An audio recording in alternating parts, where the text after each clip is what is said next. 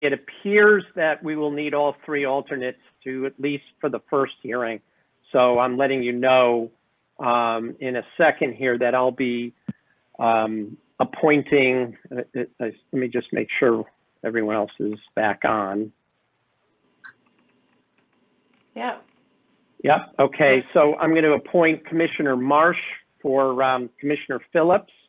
I'm going to appoint Commissioner Walsh for Commissioner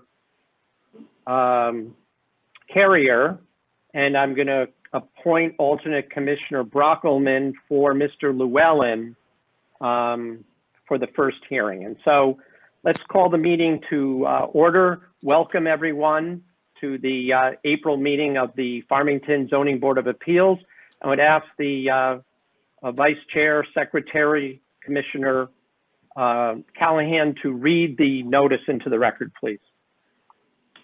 Notice is hereby given that the Zoning Board of Appeals will hold an online public hearing on Tuesday, April 20, 2021 at 7 p.m. on the following applications.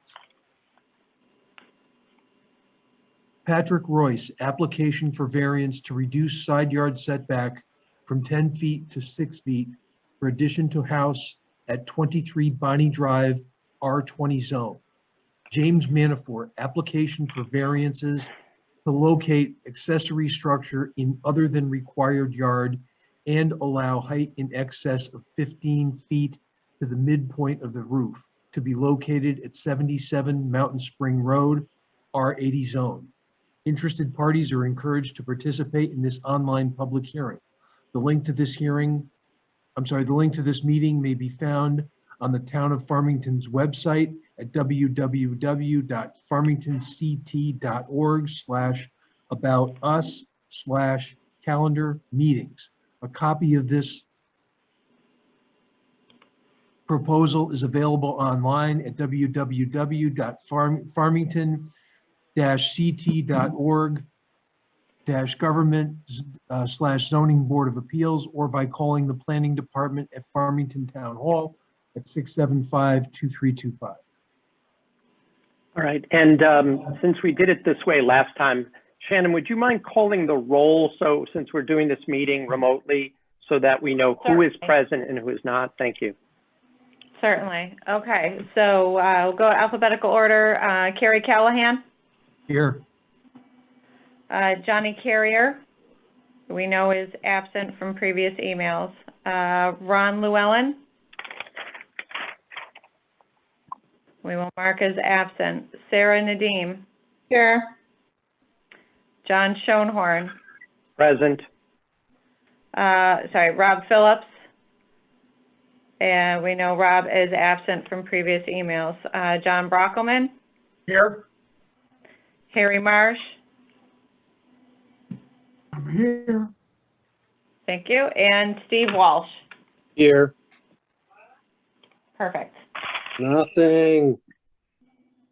All right, so we're going to proceed to the first application. In this case, it's the application of Patrick Royce at 23 Bonnie Drive. The person who is going to be presenting their request would please identify him or herself for the record, including address, please. First of all, who is speaking on behalf of the applicant today? Patrick Royce. All right. So, Mr. Royce, welcome to the ZBA.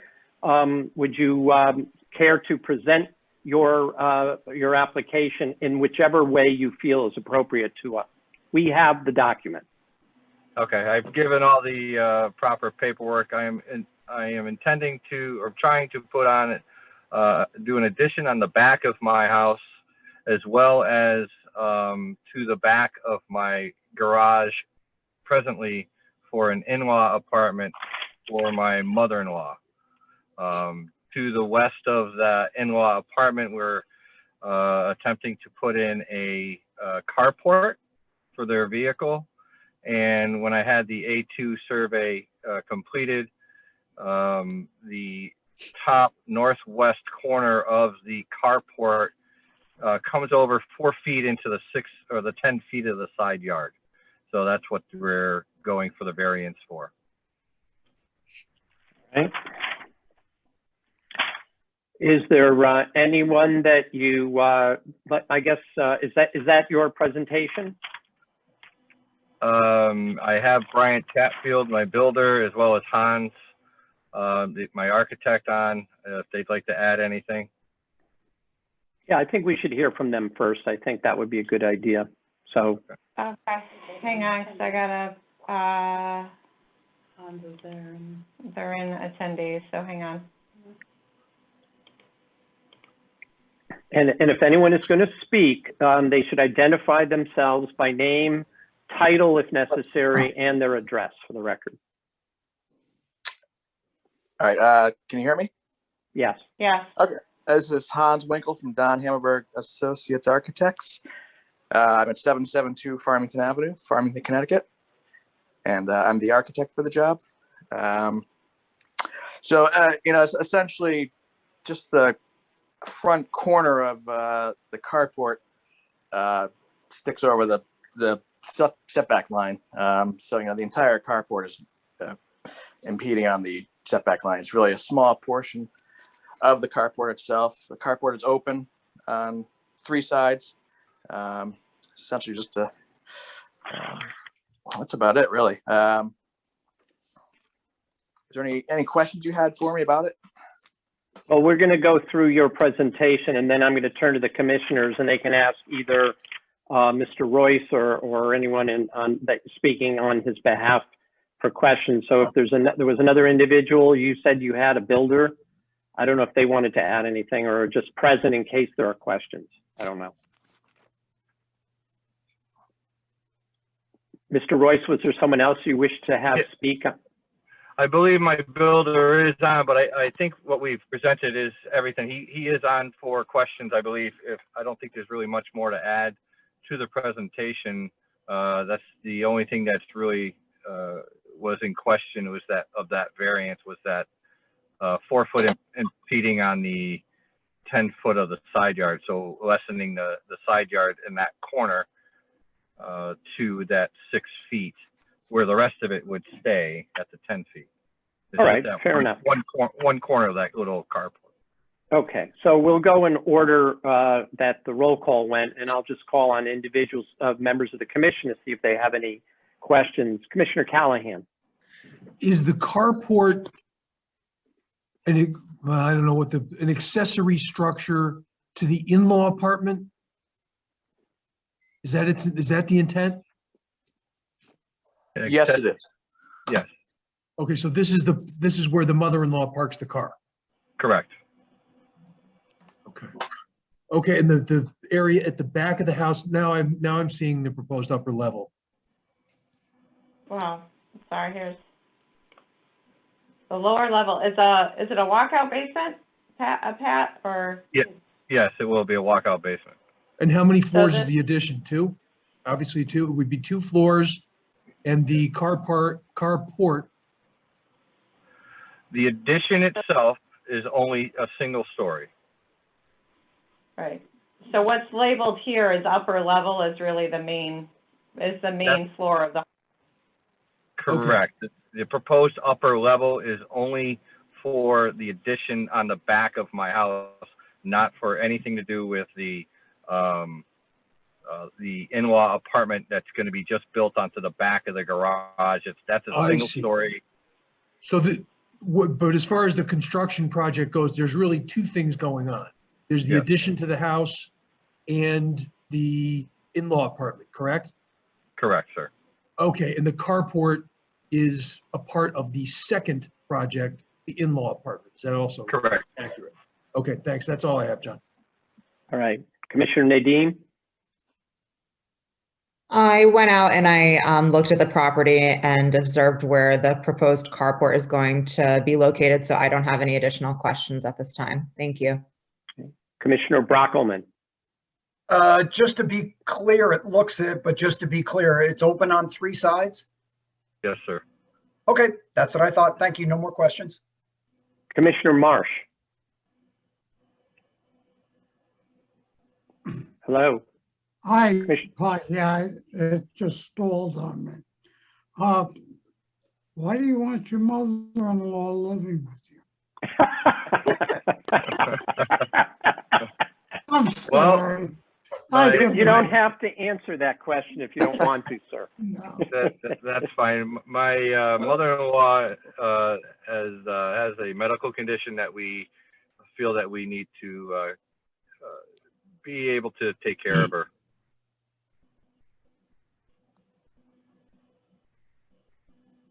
Any other questions, Commissioner Marsh? No. All right, Commissioner Walsh. No questions. Right, I only have a couple of questions. I also did a site inspection. Do you have any objection if we're going to grant this variance that we include a stipulation that this carport will remain an open carport and not become an enclosed garage, which would then be, do you have any objection to that? No, sir, not at all. Okay, that's the only question I have. Is there any other commissioner wish to follow up and ask any other questions? Please just note that before I move on to the public. Any questions? Further questions? All right, hearing none, is there anyone in the public that wishes to speak in favor of the applicant? Okay, if you have called in, then please use the Zoom function to raise your hand, and then we will call upon you so that you can participate in the meeting. So there's a raise hand function in Zoom that you can use. If you can't find it, you can also use the chat feature, but you know, something to let us know that you have a question and want to participate. All right, have you received anyone either calling in or raising hand on this? No, sir. All right, does anyone wish to speak in opposition to the application? And again, the same instructions would apply on how to notify the town staff if you wish to comment.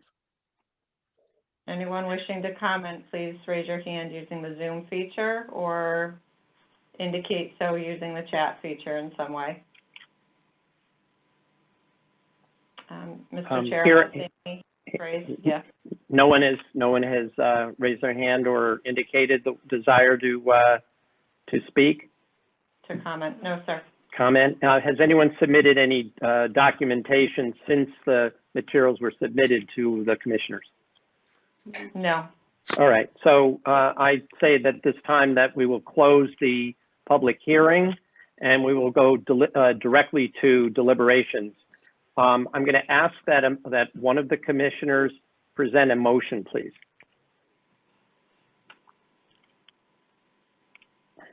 Can you return the agenda to the screen, please, Shannon? Certainly. Okay. Is that helpful? Yes. Move to approve the application of Patrick Royce for a variance to reduce the side yard setback from 10 feet to 6 feet for an addition to the house at 23 Bonnie Drive, R20 zone. Is there a second? Second. All right, and just before we discuss, is there any objection, Commissioner Callahan, if that motion include a stipulation or provision that provided that the addition shall remain a three-sided opened carport and not become an enclosed? I will add that to the motion. I will amend them, add that the motion is as follows.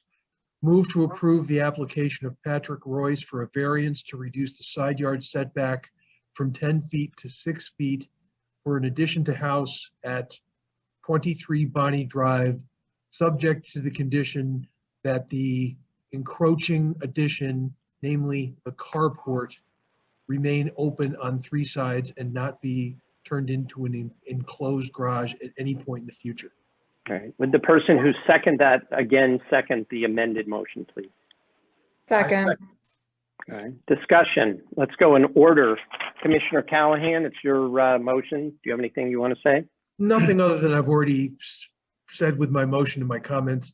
I mean, the fact that this appears to be a somewhat uniquely situated property. The fact that there's no objection from the neighbor and the fact that it's just a little kind of a corner slice that infringes it all. I think it makes sense to grant the application, and it seems to me too, it's being done for a good reason. Okay, Commissioner Nadeem? I have no additional comment. Thank you. Commissioner Brockelman? Nope, just echo what Commissioner Callahan said. Commissioner Marsh? No. Right. No. Commissioner Walsh? Nothing to add. Okay, then I will just add that I believe there is sufficient showing of a hardship. It is a unique piece of land. It borders in the back by state of Connecticut property. It's my understanding that although it's not, there's no encroachment in the wetlands, there's also an inland wetlands permit being requested, along with the plan is being submitted to planning and zoning for a special permit for an accessory apartment. So I think based on all of that, it is an appropriate reason to grant the variance. That's my comment.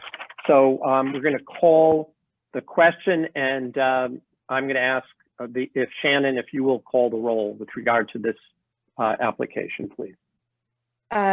Certainly. Commissioner Callahan? Aye.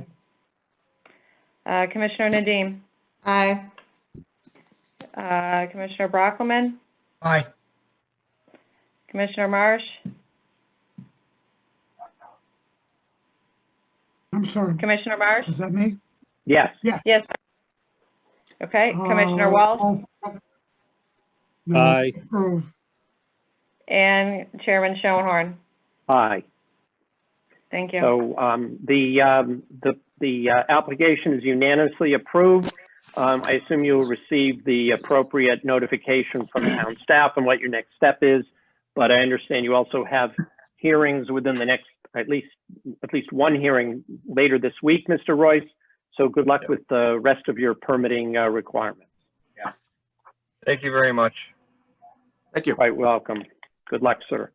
Thank you. Bye. All right. And now we'll move on to the second matter, to the second hearing, 77 Mountain Spring Road, the application of James Manafort. Would the individual who will be speaking in favor of this application, please just identify him or herself, please, for the record.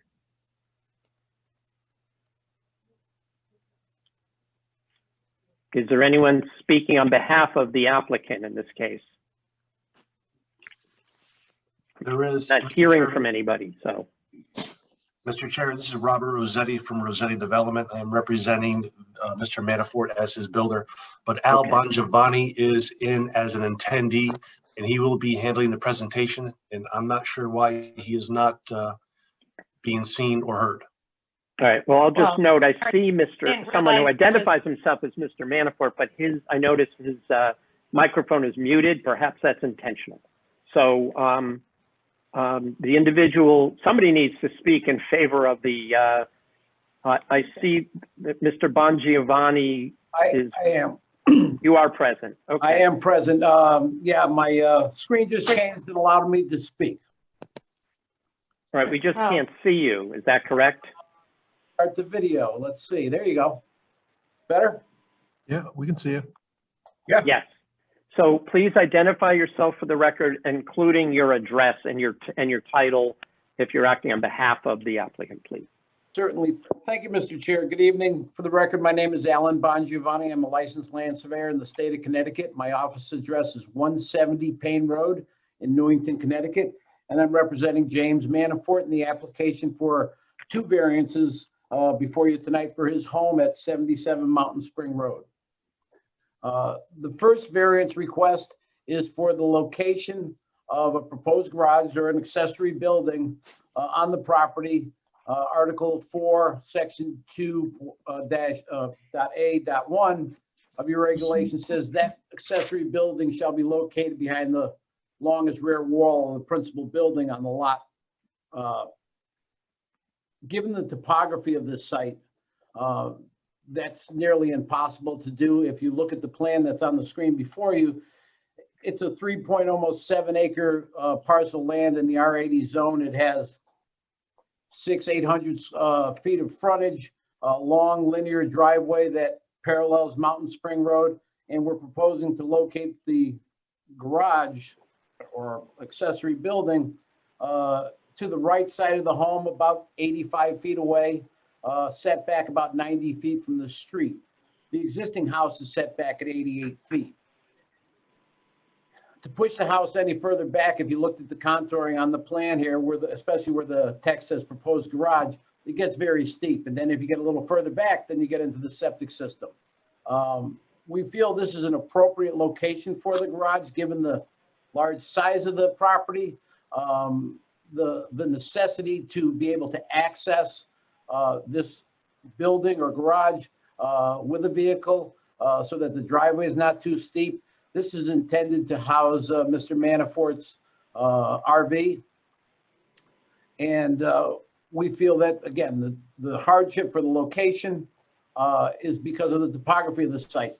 The only other place you could physically put it would be in front of the house or directly behind the house. Neither would be a logical location. I think everybody would understand that. It would not serve the property well, nor make it accessible. The location as shown was carefully thought out with Mr. Manafort's input as to what actually will work and in a location that would be appropriate for his use. So that's my presentation regarding the location of the site. I'd be happy to answer any questions you might have with regards to that part. The other request is the height of the building. Perfect drawing. Thank you for putting that up. The height of this building is dictated by the utility of the building itself. It's to house an RV. From the ground to the eave height is 12'6". You've got a 10-foot overhead door.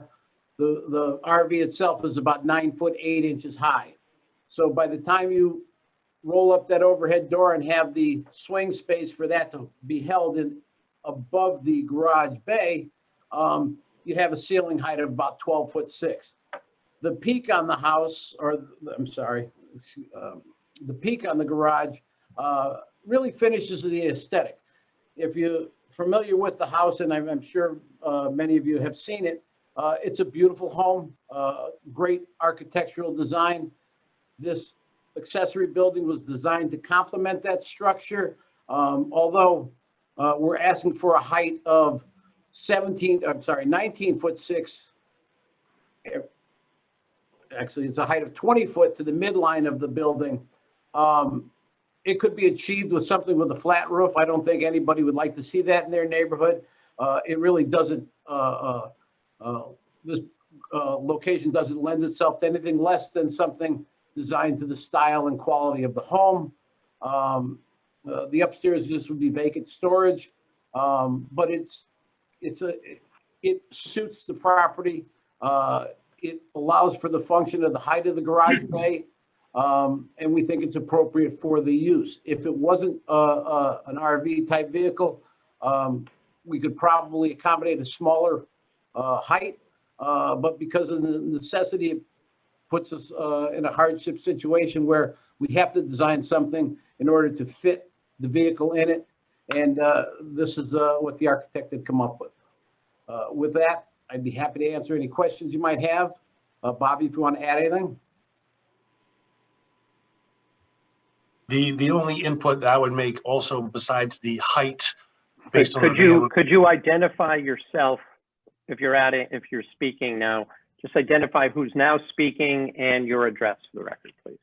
Robert Rossetti, 35 Wedgewood Drive, Weathersfield, Connecticut, from Rossetti Development. Okay. The building itself mimics the garage side of the existing home as well. So architecturally, it is mimicking that as well. Which was also a nice architectural feature besides being form. All right. Does the applicant have anything further they want to add to their application before I open up the hearing to questions by members of the board? Alan Bongiovanni. I think our presentation's complete. We'd be happy to answer any questions you might have. All right, and I'll ask Shannon, have you received any correspondence regarding this application that has not yet been provided to the commissioners? No, sir, we have not. Okay, all right, so Commissioner Callahan?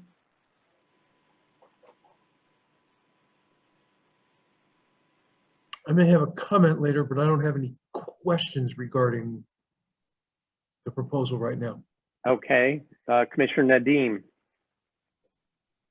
I did do a site inspection, but I did have one question. Is this going to require altering the driveway to have entry into the proposed garage? I see something that says proposed driveway, so I was just wondering what that's gonna look like. Alan Bongiovanni. So it will require a short stub just where the text says proposed driveway. It's going to be, 24 foot wide or so, about 20 foot deep from the edge of the existing drive to the face of the garage. Okay, thank you. Commissioner Brockelman? Yes, I noticed on there you've got the electrical service. Obviously makes sense in there. Are you planning on putting water service plumbing out there? No, we're not. Okay. I have no more questions. Commissioner Marsh?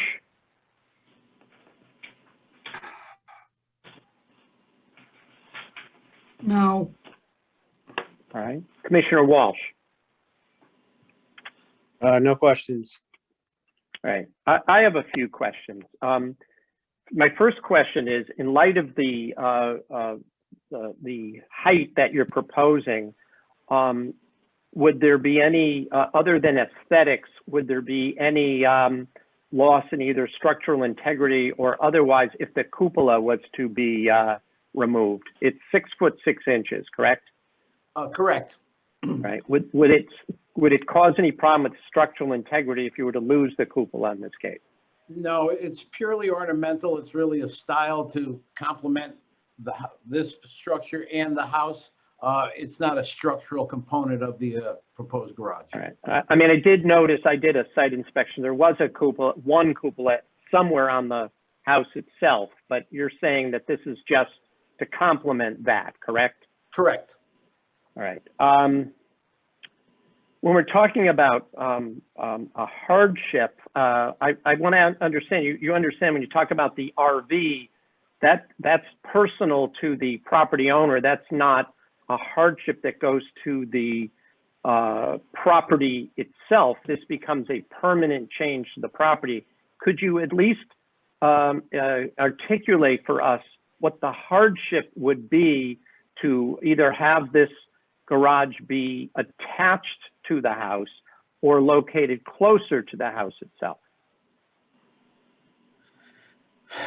We think the hardship would be one that the location of this structure to the house, one physically wouldn't fit well. The house already has a several car garage on the left side of it. I mean, I didn't hear you. It has how many car garage? What did you say? Several cars. I think it's a 4-car garage on the left side of the house. 4-car garage. Okay. Yes. All right. And so, and, RV or not, this is an accessory building that my client, I think, is entitled to put on his property. This is the location so that it is separate and distinct from the main house. That works. It's probably the only practical location, whether it's for a garage or not, to put this without having to go over the slope. We think the hardship is, given the topography of the site, this is what works.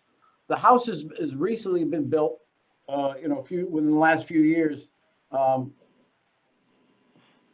This was not contemplated at the time. It would be a severe hardship for the applicant to try and redo the house to accommodate this as an attachment to the house. I'm not sure I understand. In what way would it be a hardship? The issue for a variance is that there is a hardship to the land that would require this variance. So that's what I'm trying to Well, I'm just so- trying to have you articulate something for the record. Right, so I think we all agree that someone in an R80 zone is entitled to put an accessory building on their property. I think that's given, it's allowed in the regulations. Right. It is supposed to be set behind the rear of the building. That's the hardship. The topography of the land here, to put this accessory building behind the principal structure is the issue. With Okay. the exception of putting it at the back door or off the back porch, which is not practical for anybody's purpose, there is no location on the site to place this accessory building. So the hardship is the topography of the site.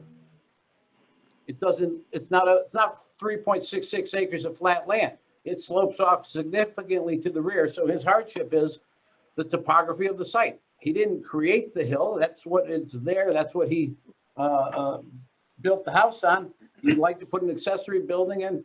The land that's left is significant slope. This is the only area that really can accommodate that. You know, we're asking to put a structure, again, 90 feet back from the street line. That is Well, how far from the house is that? I can't read the, 86 feet from the side of the house, right? from the side of the house. The closest point would be about 86 feet, 86.9 feet from the garage. Okay. And the architectural renderings show a 2 garage bay. So is Correct. this for 2 RVs or what am I missing here? It's for one, but the proportion and the scale, if you were to make this a single bay, it'd look kind of like a tobacco barn. You know, part of the idea is here is to create something that is of benefit to the property and would complement the property as opposed to create the smallest utilitarian structure. I'm sure Mr. Manafort could go out and get a hoop house or an old Quonset hut, but he's trying to preserve the integrity of his property, build something presentable. I know it's not of concern to this commission or this board, but add taxable base to the town and create something that will accommodate his use. All right. And finally, regarding to the second floor, you're saying it's going to be used for storage. Is it going to be a fully built second floor with a floor so it could at some point be used for some other purposes besides storage? In other words, there'll be a second story with a floor in that structure, and there's a window that I'm seeing would be the window into that second story. So there would be a staircase to the second floor and there would be plywood on the floor joists or the ceiling joists. But it's only intended for that you've got a big vacant space up there that is part of the design. It's not intended to create another dwelling unit or anything like that. It's just to, you know, accommodate some storage. All right. Anything else you wish to present before I open it up to public comment? I think my presentation is complete. Again, I'd be happy to answer anyone's questions. All right. Do any members of the commission have any further questions or follow-up questions? Yes, I do. All right, Commissioner Marsh. Those two clean out areas, what are you cleaning out? So Mr. Marsh, Alan Bongiovanni, that is the sewer lateral that goes to the septic tank. We've already talked with the Farmington Valley Health District. It's of sufficient depth that this building could be constructed in this location. And if necessary, sleeve through the footing, but it would not affect that existing sanitary location. Those are required by codes, those cleanouts. Okay. The second question I had was that picture of the front showed 2 garage doors. Now, Correct. you're mentioning that you've got this very big, whatever kind of RV. RV, they can't fit in there. So if I can, the height of the unit is the issue. This is not the largest RV you've seen. This is one of those Sprinter type vehicles where it's a dual axle in the back, single wheel in front, like a Mercedes Benz type Sprinter vehicle.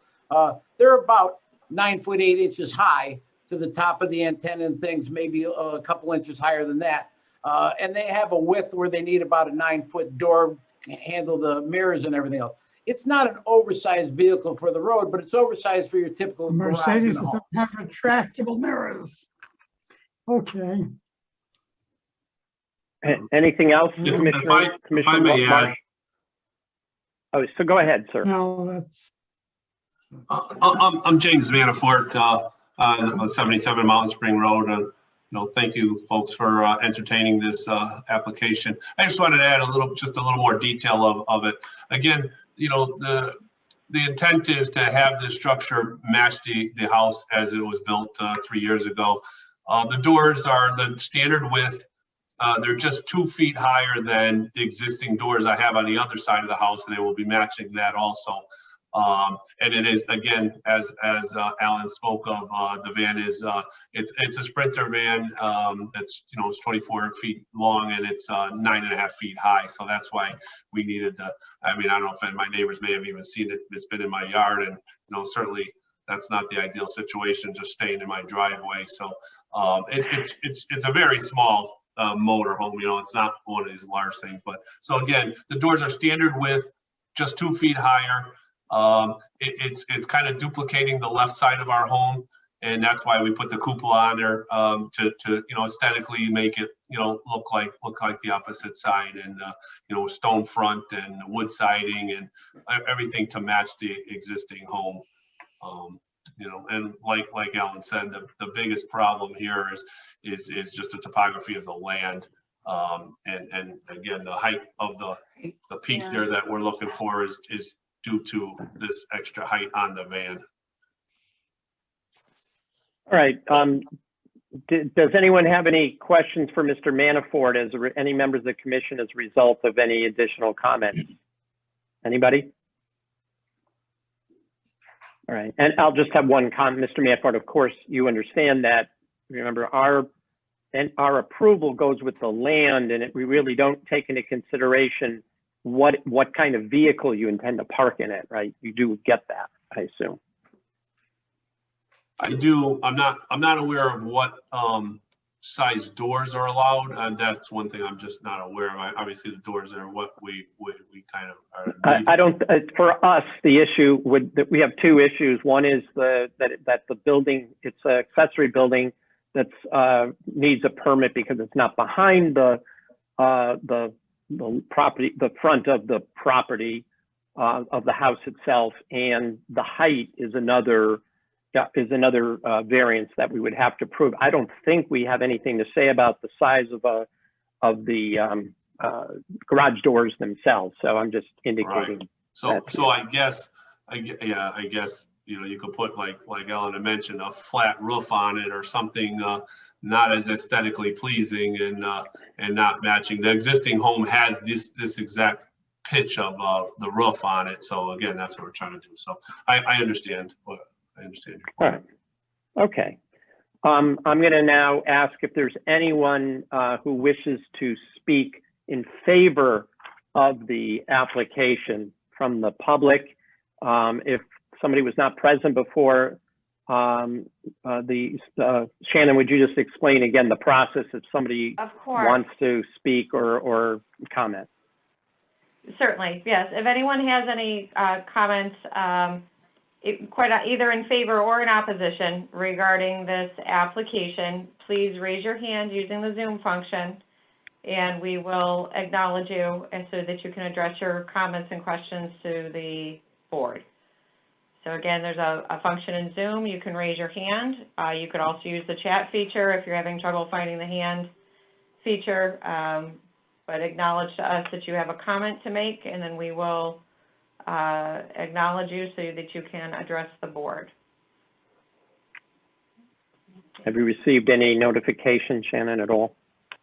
None whatsoever. There's no chat. There's no hands being raised using the Zoom. All right, then hearing none, then Got one, Mr. Chair, I apologize, there is one. Oh, Just okay. came in. Under the wire, just came in. Go ahead, Teresa. Yes, Doris the Raff? Teresa Doris Raffin. at Now, would you spell your name for the record and give us your address, please? 2 Olcott Way, and it's Teresa, DORES RAFFIN. Okay. And I just want to say that I just want to make sure that this is going to be just for an RV and not for vehicles that are for construction or that belong to the Manafort brothers property or any of that. And I don't want it to be another office for the Manaforts up there. And secondly, I want to make sure that it stays there and it doesn't go to the side of the garage. And thirdly, I just wanted to make a comment to Mr. Bongiovanni that the hill was created by Mr. Manafort. The property used to be a lot flatter beforehand. That's all. All right. Does anyone, any commissioner want to ask questions of the speaker? No. I will just comment since the hearing is still going on. The question about whether or not construction vehicles can be parked in a garage in a residential neighborhood is not generally, I don't even recall if we've ever had a variance. I think that goes to the question of planning and zoning. If this is approved, it's to build the structure. We are not, to my knowledge, we are not able to restrict the type of vehicle, whether it's a boat, whether it's an RV, whether it's a tank, can be parked in that structure. So I just want to be clear that our vote is whether to allow the construction of this self-standing structure as provided in the plans that have been provided by Mr. Manafort. So do you want to say anything else, or does anyone else want to say anything else in either for or against or neutral with regard to this application? So, Mr. Chair, there is another hand raised, so I will call Jody Narkowitz, I believe, if you want to address the commission. We'll name You your have name to and identify yourself and your address for the record, please. So, Jody, you should be able to unmute your phone at this point. I have a hand raised, but I'm not getting a... I notice it's still muted. According to my view, the individual's microphone is still listed as muted. So you have to unmute Yeah, your seeing the same microphone if you want to speak. Can you hear me now? Yes. Yes, we can. All right, so I'm Jody Narkowitz, and I'm here for my mother, Joan Narkowitz from 10 St. Andrews Drive. All right. Well, And please continue. so we back up to the Manafort's property. And I know when he was very kind about it, and he definitely cleaned up my parents' property, but the way that the property slopes, it seems to always come down into their land. So I just want to make sure that if that's going to happen, that we're not going to have a problem on our end. Okay. Does Ms. Narkowitz's comments result in any questions by members of the commission? This would be Yes. the opportunity to ask. Yes, Ms. Narkowitz, when you say, and I hope I'm paraphrasing you fairly, when you say that it comes down into your mother's lot, what's the it? Water? The water, because of the way that land started to slope in the back, it was so extreme and it got cleared out. A lot of that got cleared out and the water was running different ways. And it started to not drain, the water didn't drain off of that hill like it usually does. So it was Okay, causing. are you saying that's because of the manner in which the hill was cleared? Or are you saying it's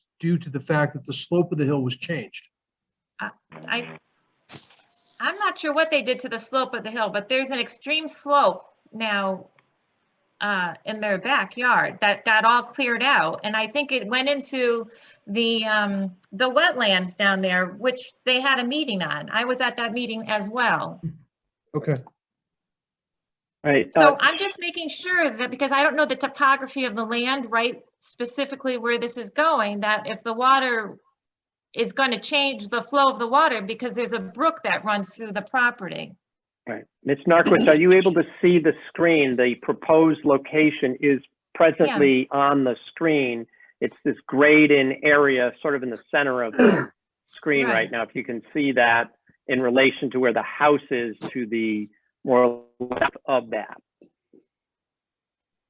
Right, I see that, but I can't tell from this picture where exactly my Well, Mountain Spring Road is to the right. And if you can see where Mountain Spring Road is, and there's this is a driveway that comes in from the north, goes along the property and comes out in the just to the south of the house there. If you see that, I don't know if I can be, that's about as helpful as we can be in terms of the map, right? Mr. Chair, can I add some clarity to this? Yes, I was going to actually ask you if you would explain what's going on and whether there was any kind of input from the either from town staff or the Inland Wetlands Commission at any point. Yes, sir. So Mr. Manafort's correct. The home's been built for approximately 3 years. You can see this is a 150-foot wetland setback here through the rear portion of the property. There's Farmington Land Trust property here.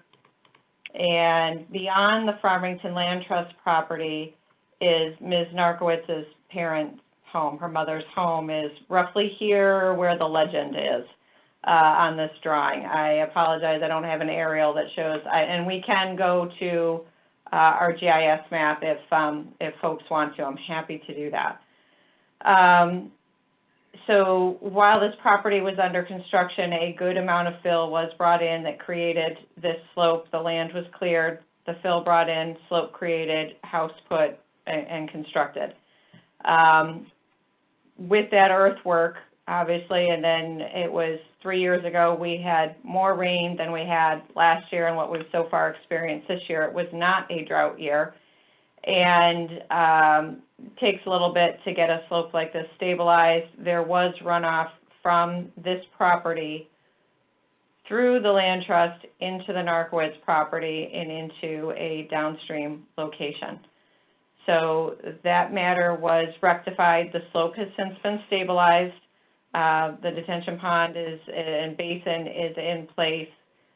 We are not aware of any recent issues with respect to flow from the Manafort property into the Narkowitz property. That was during the construction time period and immediately following construction, again, while this slope was stabilizing.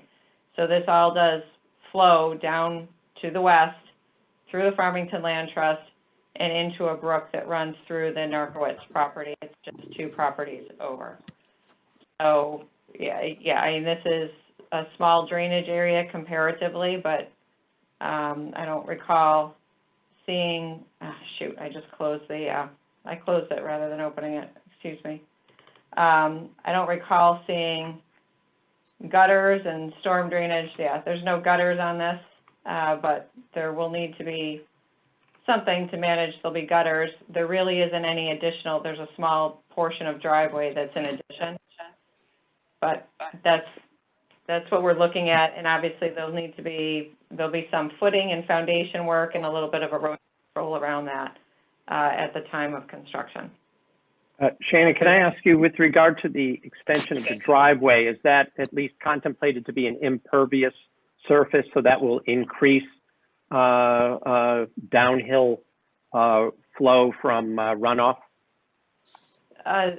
That's my understanding, is that the driveway will be bituminous concrete like the rest of the driveway, and the roof. So the driveway and roof is increased impervious coverage.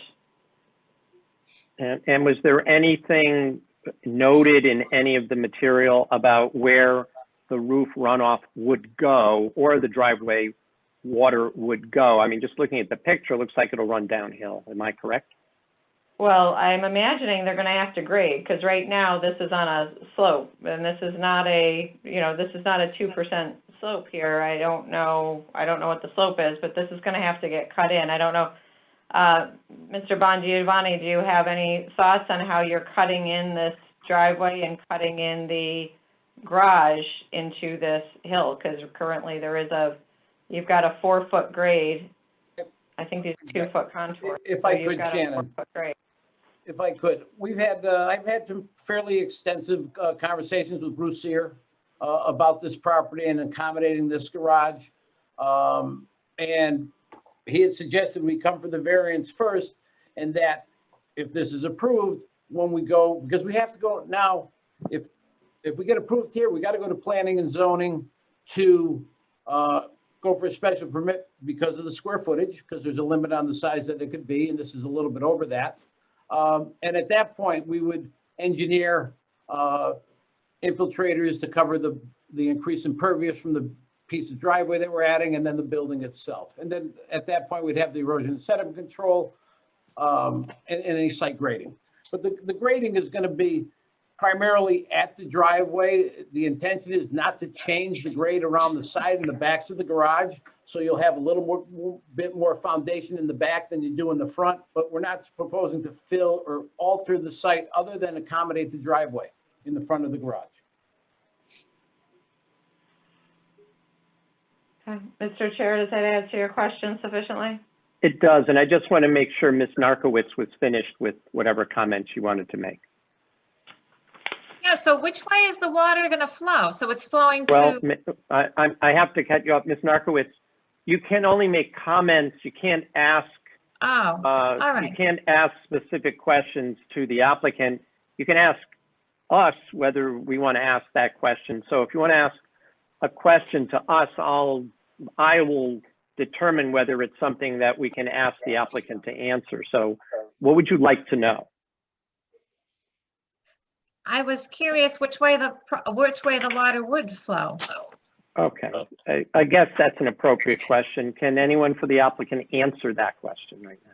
I can. Our intention is not to divert or change the patterns of surface runoff after this is built, if it's approved, from where they are today. We're not going to change any of the drainage patterns. We're not going to increase the rate of runoff. As I said, I had a very lengthy discussions with Bruce, and he told me we are going to have to detain any increase because of the impervious that we're proposing. And we're not going to regrade the site and direct the flow somewhere else. Okay. All right. Anything else, Ms. Narkowitz, or is that it? No, that's it. Okay. Has anyone else since then, before we close the hearing, because we almost closed it before, is there anyone else who's indicated, Shannon, that they want to speak on behalf or against this proposal? No, I don't see any additional hands raised, and no indication of additional questions at this point, Mr. Chair. Okay, so hearing nothing further, then I'm going to officially declare this hearing closed. And then now I will entertain a motion from a member of the commission regarding this application. I'll make the motion if you want. I propose that we approve the application from James Manafort for variances to locate an accessory structure in other than required yard and allow height in excess of 15 feet to the midpoint of the roof to be located at 77 Mountain Spring Road. Is there a second? I will note that in order to discuss the matter, there at least needs to be a second. So I'm going to urge, even if a member is not comfortable at this point in making their decision, I would ask that somebody second the motion for purposes of discussion. I'll second the motion. And who is that? Steve Walsh. Okay. All right. Now let's open it up to discussion. I guess we'll go in order. I guess, Mr. Callahan?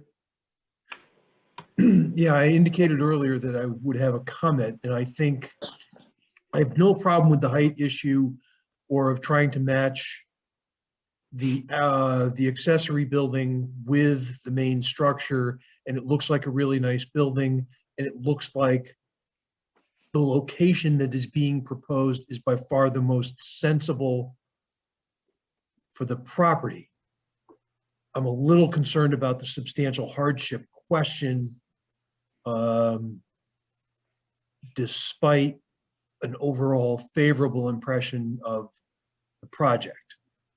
And that's in part because, well, if we say no, well then instead of having this really nice accessory structure on the property, we've got this 24-foot vehicle park there just outside. So I guess in summary, I'm a little bit torn on this one. Right. Commissioner Nadeem, comments? Commissioner Callahan basically said the majority of my thoughts regarding this project, so I'm just going to listen to what everyone else has to say. Thank you. And although we can't ask at this point, I think there are other zoning regulations, Commissioner Callahan, about whether or not recreational vehicles can be parked outside of a building where they can they are located. I just don't recall off the top of my head where they are, but you know, I note we're deciding on a building without regard to what is going to be stored in it. I agree. Okay. And it's just, I think the building looks really nice. The location looks like the most sensible for the site. Mm-hmm. But those, as we know, don't necessarily establish substantial hardship. Okay. Mr. Brockelman, any comments? Yes, I think they have the right to put the building there. I think they did a very good job of trying to match it to the house. My concern was whether this was going to be another living area, which is why I asked if there was going to be any plumbing out there. There is not. I did see electrical. That makes sense out there. So I have no further comments than that. All right. Commissioner Marsh. Same objection. Same as whose objection? That of Commissioner Callahan? Brockelman. Commissioner Brockelman, yes. All right. Commissioner Walsh. I have nothing to add. I agree with what the concerns of Commissioner Callahan's are. I have just two concerns I'll raise. One is that although the building does match the way I'm looking at the architectural rendering, it does match the house. I did do a site inspection last week. So it's a very nice looking structure. My concern is I do think that although I'm not as concerned about the height of the building itself, I think the cupola, even if it architecturally complements a cupola that's on the south side of the house, I do think that the cupola makes this too large as a self-standing accessory building. I have to say I'm concerned about that. And I'll just echo what has been said. I'm having a difficult time understanding the issue of hardship, because what I've heard is hardship that's personal to the applicant and not to the property, which is, I understand, our obligation. But that's all I'll say. I'm not, I just have to see if anyone else has anything they wish to add before we vote. Anyone else want to say anything among the commissioners? All No. right. So let's call the roll. And Shannon, would you please do that? Certainly. Commissioner Callahan. Aye. Commissioner, Nadeem. Nay.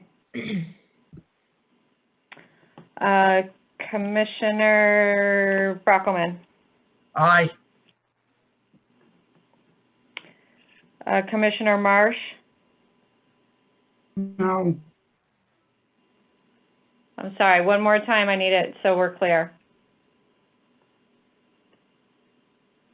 Commissioner Marsh, can you repeat your answer? I'm sorry. Yeah, nay, Thank you. sorry. No, that's okay. I just wanted to be really clear. Commissioner Walsh? Aye. Okay, and Commissioner Schoenhorn?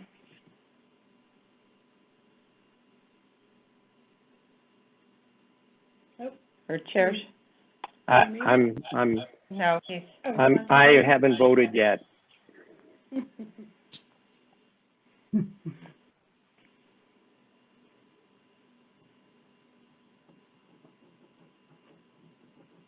I'm going to vote nay. So what is the total? I don't see if it's the same as where I come up. I had 3-3, That's what I have. so Right, the so- motion, it does not pass. Right.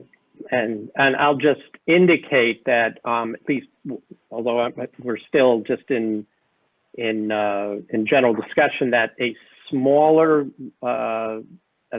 proposal, I could have gone the other way if I thought that if there was a smaller proposal. So I'll just indicate that for the record, because I realized that mine was the deciding vote here. So I'm sorry, sir, but your application has not been approved by the board. All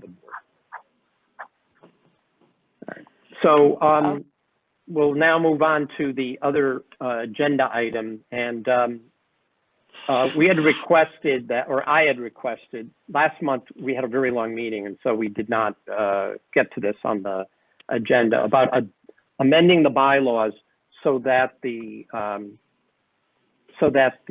our bylaws reflect that notices sent both to the publications such as the newspaper and or to residents and neighbors indicate specifically how one might attend remote meetings. I've been sort of looking at what other towns do, and this all arises, for those that don't recall, I did a site inspection last year on a property, and the neighbor came up to me and said, I don't know how to get to this meeting, and showed me their notice was different than the remote Zoom notice that the commissioners get. It didn't have an indication other than go to the town website.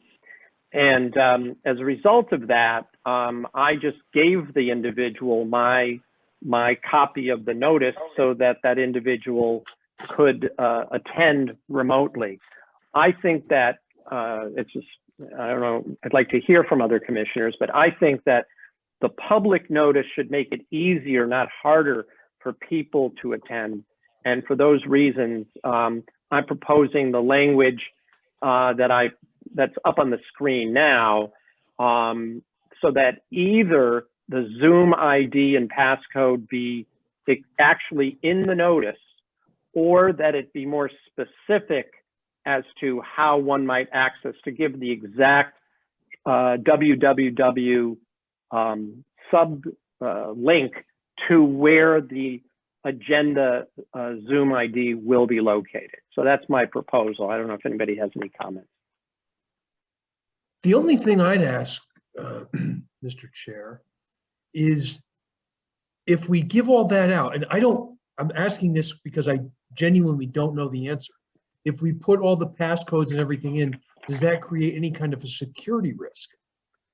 Well, I'll respond to that, and then I'll turn to Shannon. But the town meeting, for example, that happened yesterday, there was an actual online, there was a notice for that meeting that included a Zoom ID. The problems that previously existed with Zoom that allowed attacks and people to log in and make, racist. I remember last year that Congresswoman Hayes's town hall meeting was attacked by racist hackers who disrupted that town hall meeting, and I was on that town hall meeting. I was shocked by it, but I guess Shannon, maybe you can answer the question, is the security now for Zoom good enough so that people cannot just barge in and interrupt and disrupt the meeting, that someone, whether it's you or someone else from the staff,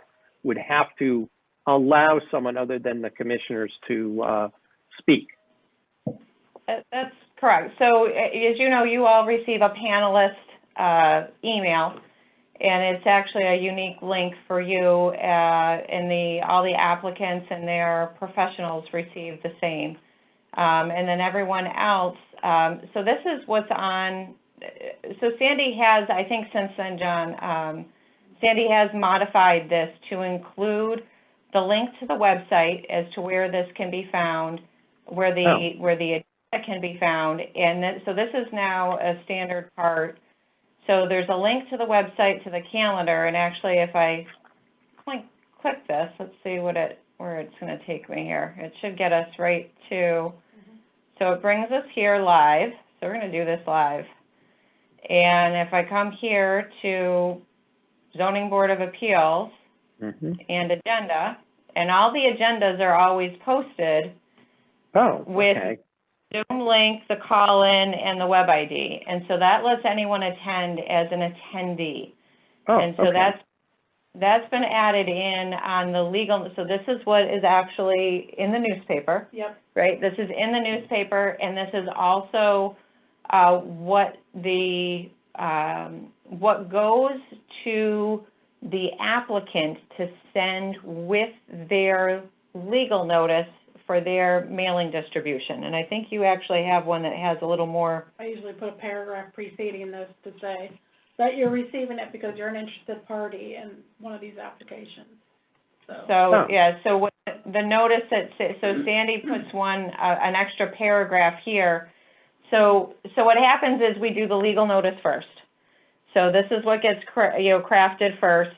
It gets sent to the newspaper, and then immediately following, Sandy takes this and a letter that goes to each applicant explaining that this notice needs to be sent to all their neighbors within 200 feet of their property.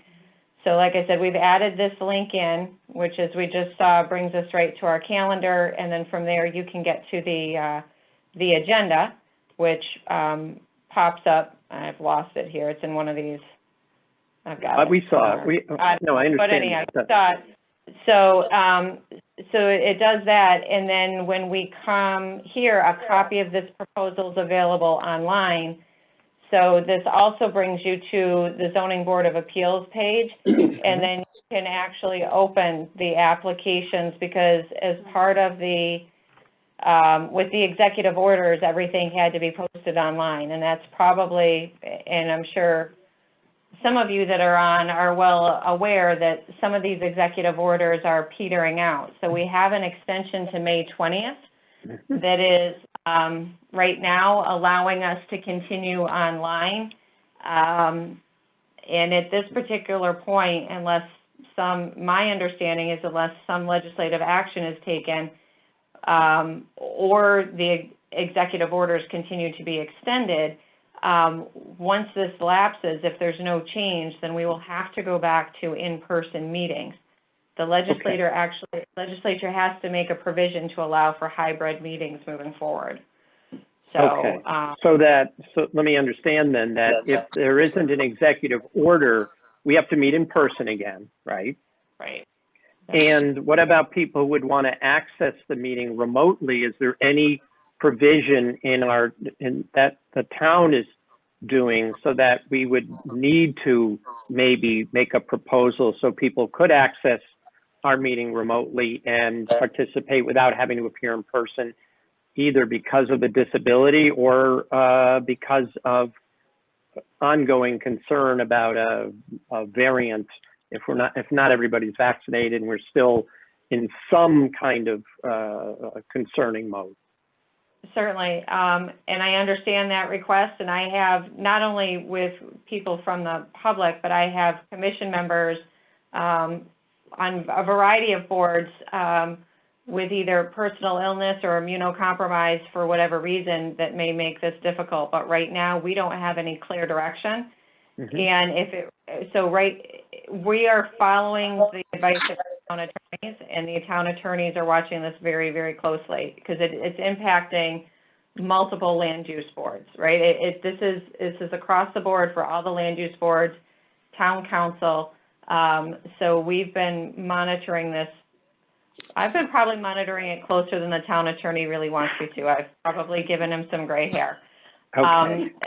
We have, again, there's some applications that are going on in other land use boards that are making it a necessity to be very, very particular about how we are managing these applications and being very mindful of these timeframes. So it is our hope and desire that we are allowed to move ahead in a hybrid manner.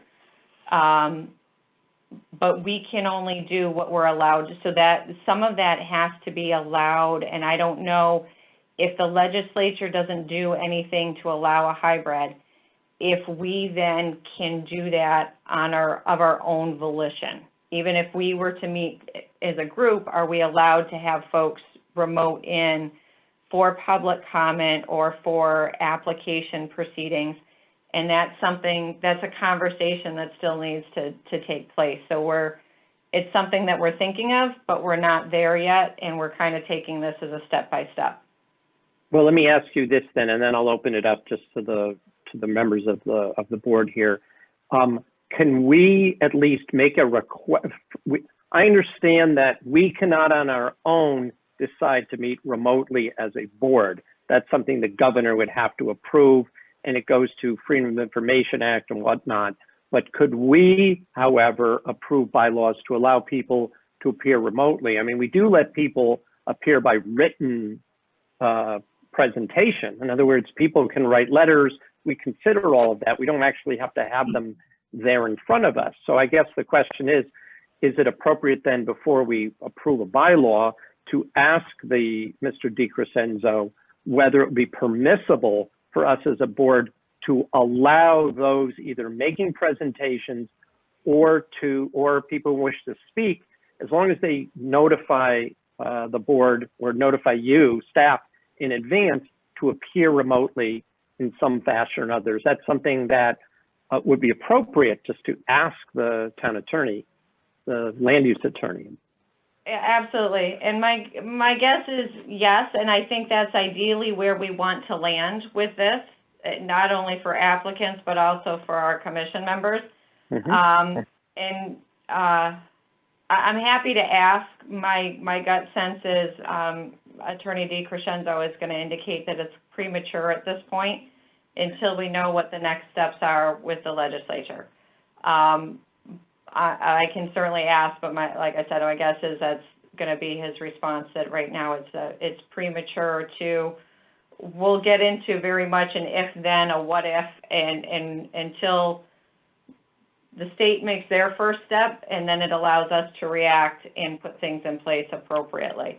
But it absolutely is the intent. Like I said, there's commission members that I have that will need to, for a limited time, continue to call in to participate for a variety of reasons. And so I think it is going to, and I think the ultimate intent is to have this land in some type of hybrid approach, but that's still getting worked on up at the state.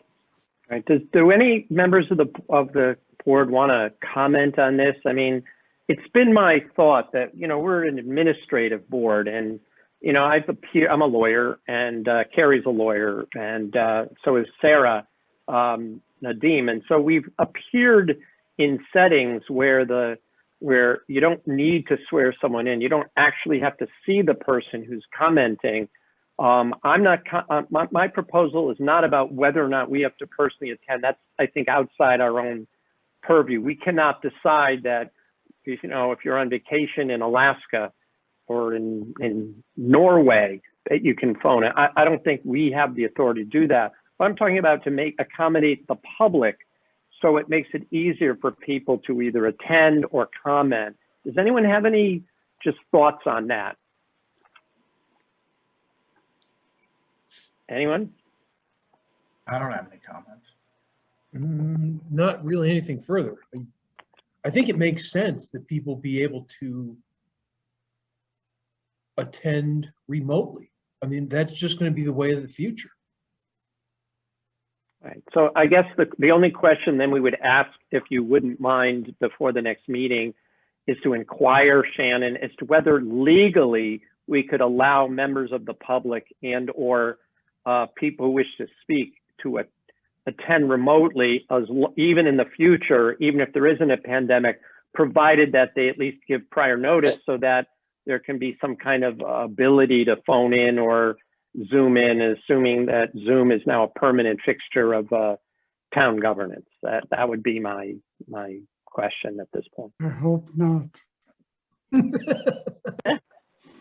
I'm sorry. So, but what you're proposing though is that that once we get back to normal, whatever the new normal may be, that Right. we have, once we get back to public meetings, that people Right. still have the option to participate remotely.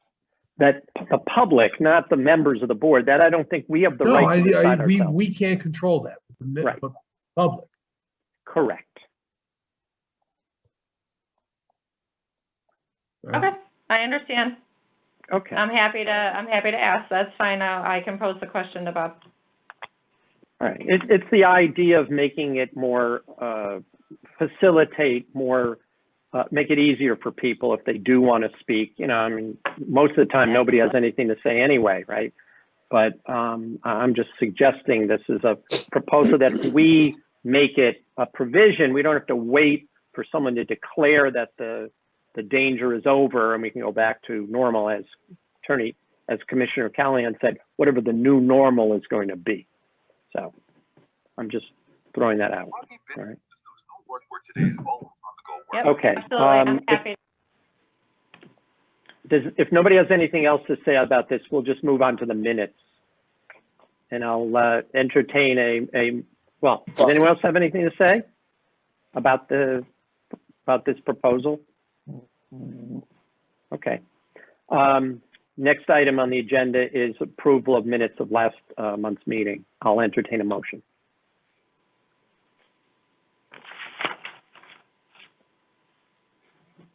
Don't all speak at once. Ms. Carey, I'll move to approve the minutes of the March 2021 ZBA meeting. Second, Who is it that seconded? Brockelman. Okay. All in favor? Aye. Aye. Anyone opposed? Okay. Nothing else is on the agenda that I know of. No new business, so I'll entertain a motion to adjourn. I motion to adjourn the April meeting of Zoning Board of Appeals, April 2021 meeting Zoning Board of Appeals. Second. All right, all in favor? Aye. All right, thank you, everyone. Thanks, Good everybody. meeting.